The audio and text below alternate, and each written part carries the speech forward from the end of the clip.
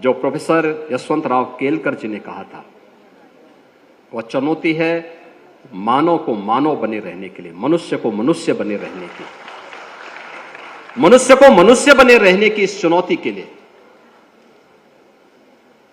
उसको ज्ञानवान होना पड़ेगा, उसको शीलवान होना पड़ेगा, उसको वैदिक परंपरा के इस उद्घोष को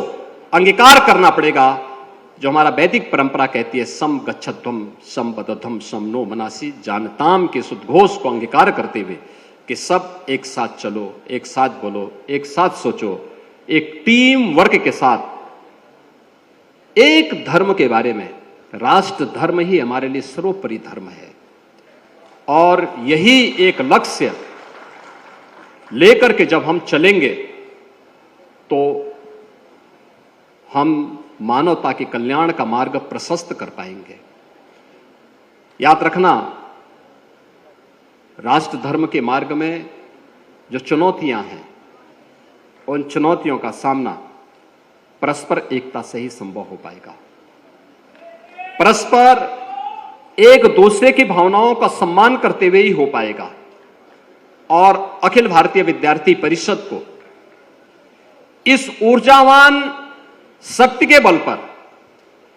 छात्र शक्ति के बल पर, क्योंकि यही छात्र शक्ति राष्ट्र शक्ति है। अखिल भारतीय विद्यार्थी परिषद तो कहता है कि युवा कल का नहीं आज का नागरिक है और आज का नागरिक है तो उसको हम लोग आज के दिन पर ही उस राष्ट्र धर्म के मार्ग पर आगे बढ़ा करके, देश के यशस्वी प्रधानमंत्री ने देश के सामने देश की शताब्दी वर्ष के लिए जो टारगेट तय किया है, कैसा भारत चाहिए, वह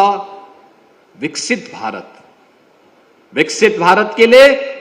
आत्मनिर्भर भारत, आत्मनिर्भर भारत के साथ साथ एक स्वावलंबी भारत, और उस स्वावलंबी, आत्मनिर्भर और विकसित भारत की परिकल्पना को साकार करने के लिए